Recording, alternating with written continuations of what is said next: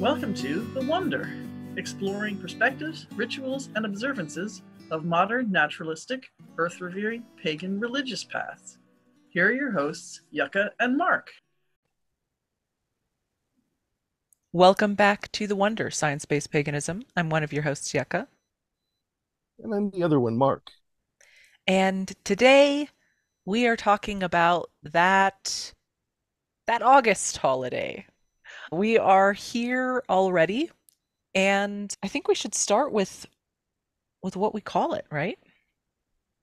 Right, because this is one of those where there are multiple names out there with varying degrees of pronounceability, Mm-hmm. depending on what your linguistic background is.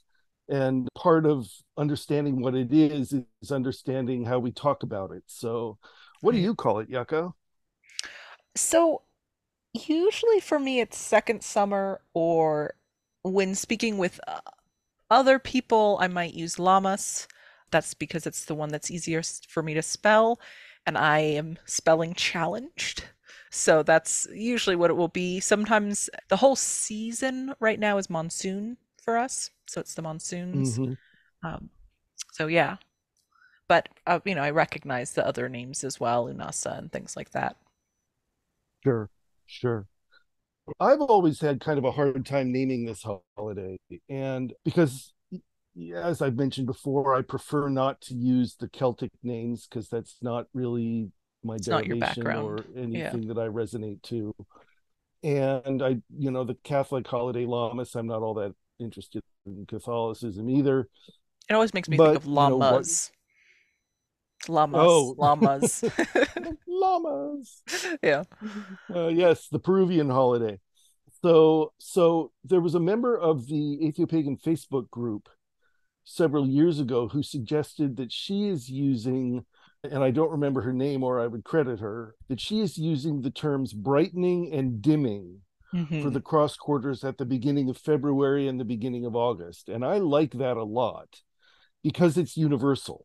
Hmm. I've always celebrated that February holiday as river rain, which makes a lot of sense where I live, but not pretty much everywhere else. Hmm. So I've adopted those terms and I find them useful.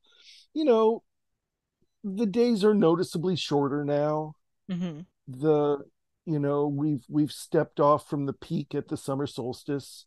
Still plenty hot, still plenty of light, but there's definitely been a step down from that really blazing peak. Hmm. And so dimming is a name that works well for me. Mm. I think one of the challenges with names may be that the what's happening in each person's climate is really very different. And it's not as drastic of a difference in terms of it's not a change of season. We're in the middle of a large season. It's not like in the autumn Mm-hmm. or the spring, really, when there's this switch going on. But what summer is for me and what summer is for you is very different, right? And what summer is going to be for somebody somewhere else. And whether it's still summer Sure. or we're approaching getting into autumn, because for me it's not, right? This is not, you talk about it dimming, and I do notice that the days are getting shorter, but this is the peak of summer for us, Uh-huh. right? It's not, there's no, this is the point where it is the hottest time of the year. It is the Mm-hmm. most summery of summer.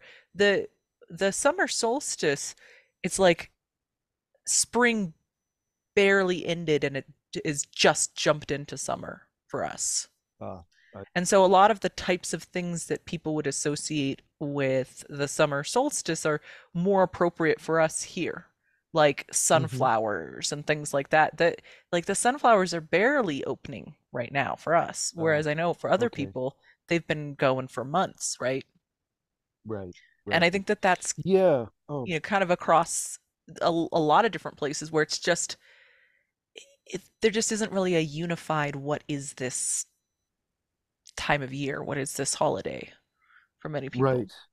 Well, and it's not just this holiday. I mean, when it comes to summer, the hottest time of the year where I live is September.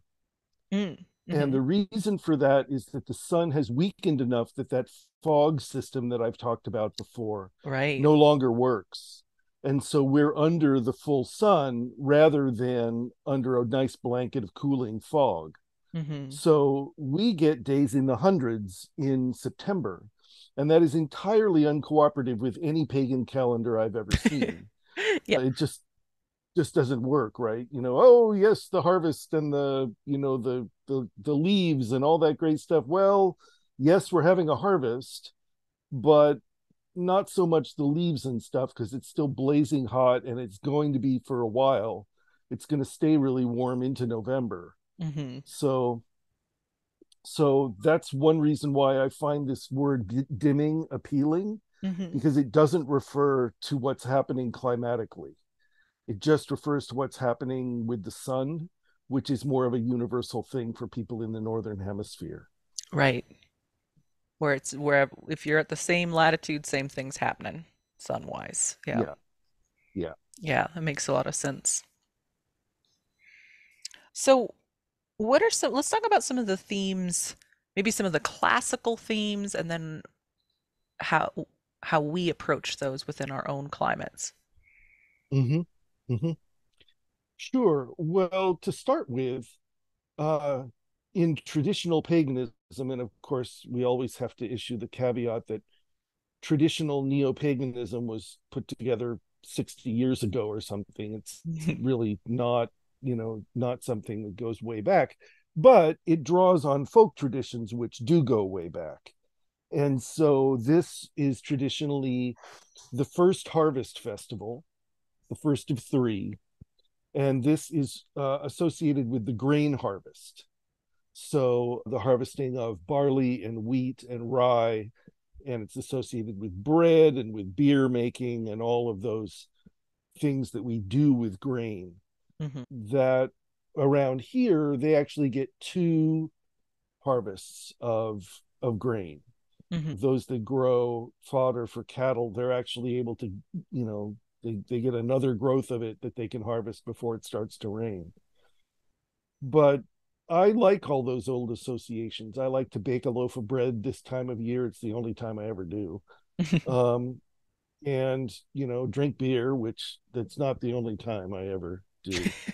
And just sort of enjoy, reflecting on the season and thinking about what it must have been like for people in, the pre-medieval, medieval period, the classical period. Finally some real food is coming out of the ground. Hmm. The the core food stuff that we eat, which is The stuff that bread. lasts, right? That's the stuff that Yes, you store for it's very different with the food that you're harvesting in the moment to eat, but that is what you're going to be able to store for a long period of time and know that, oh, we've got right, something, right? right, When winter right. comes, I have something. Yeah. Yes. Yeah, so I enjoy all those associations, and then I have a bunch of other associations that I layer on top of that. But how about you? Are there other sort of the classical associations that you can think of that go with this as well? The classical, I mean, there's some of the like the burning the straw man kind of stuff that happens.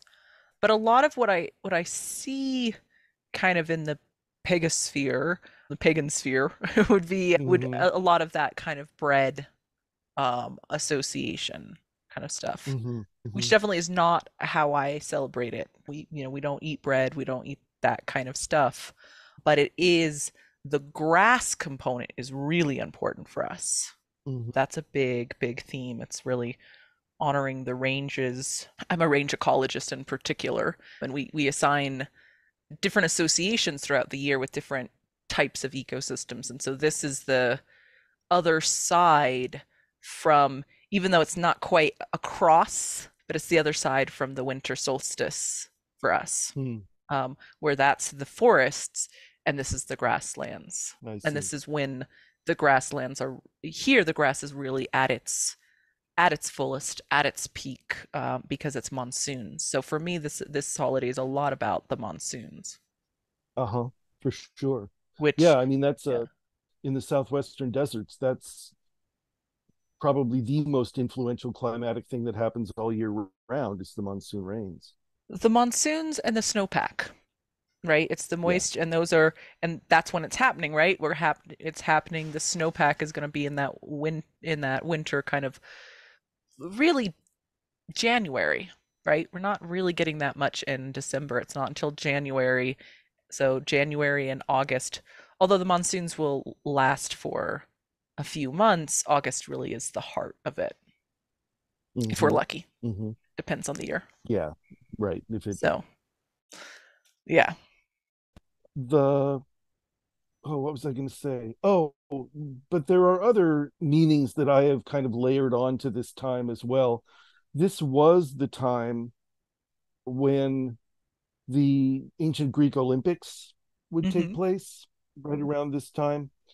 And so, naked men cavorting with javelins and pole vaulting and racing and all that kind of stuff. Sounds Um, great.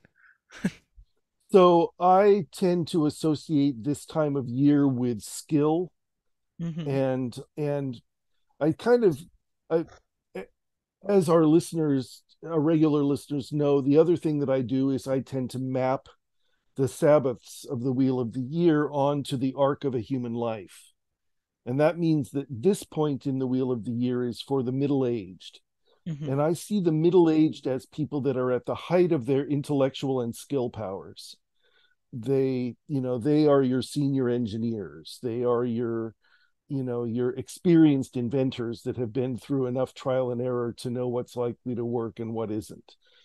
And so I associate technology with this time of year as well, because one thing that I noticed was a glaring absence in the traditional pagan wheel of the year is any place for technology, Right. because it's all kind of rooted in this ye olde Englandy kind Kind of. of nostalgic for the past, and Right, yeah.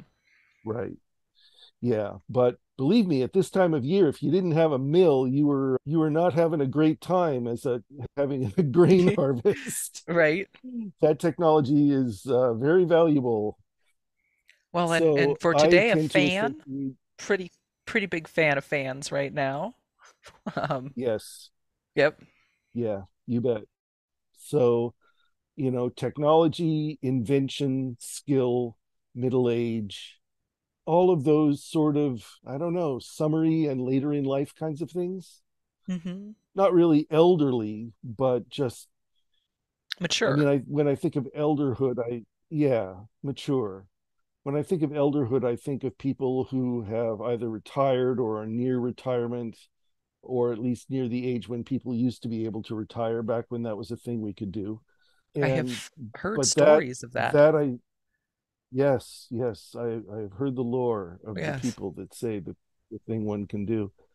But I associate that phase in life with the harvest festival at the autumnal equinox, Hmm. which I associate with the elderly.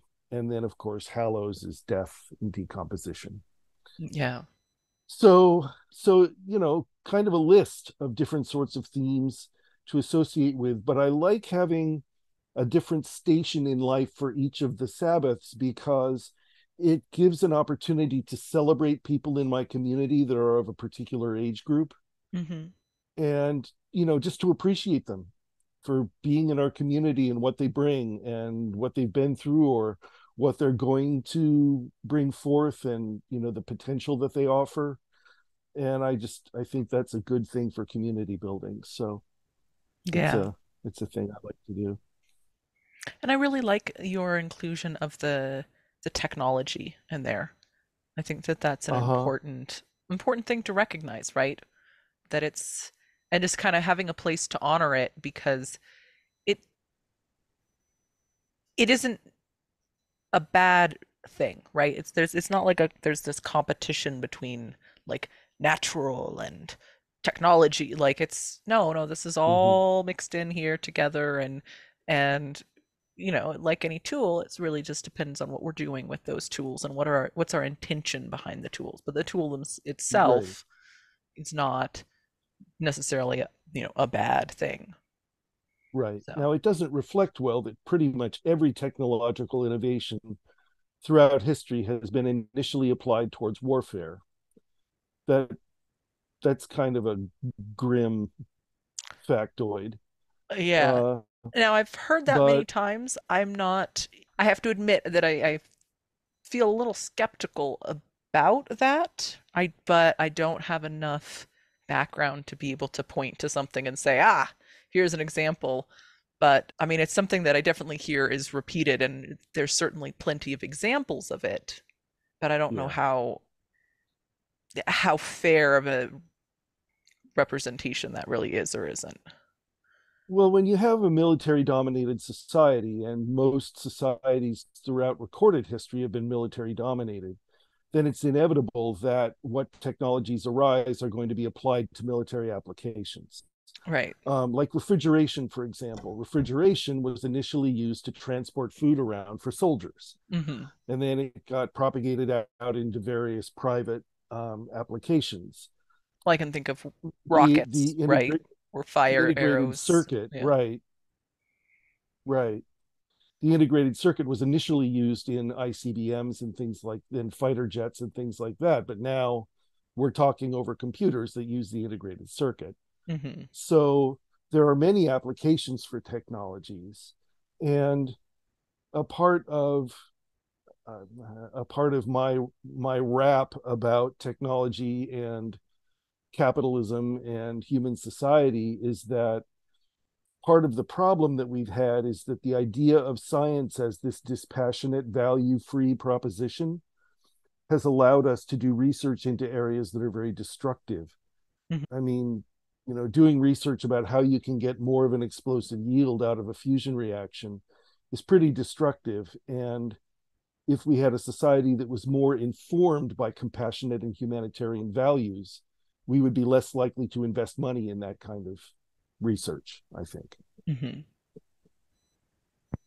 Hmm. But there's a tangent. Well, we have to have at least one. Anyway, yes, Yeah. we do. That's true.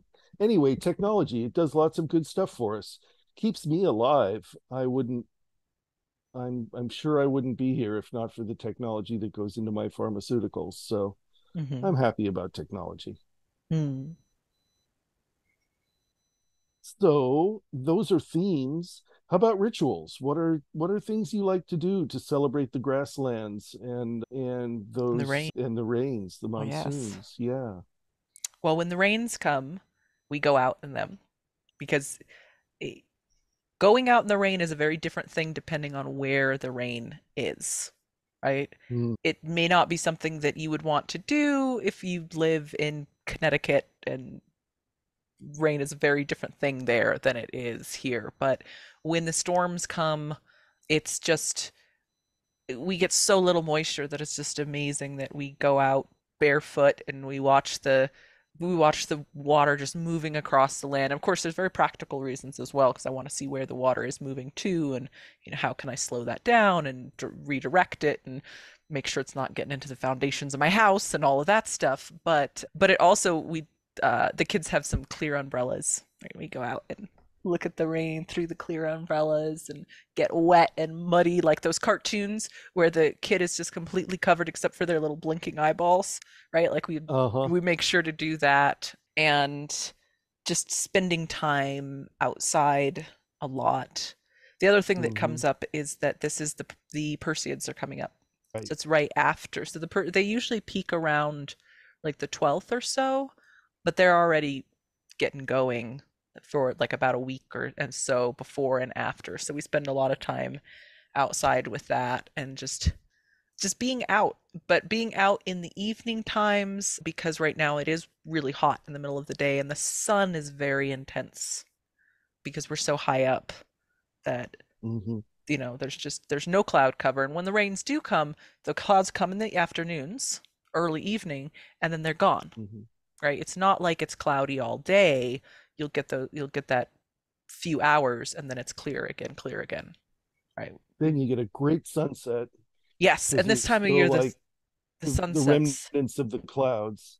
Yeah, oh, the sunsets. I mean, we have beautiful sunsets throughout the year, but there's something about the summer and the autumn and Mm-hmm. just the whole sky is just pink golden, and the light on the trees that we have here are mostly pinon and juniper.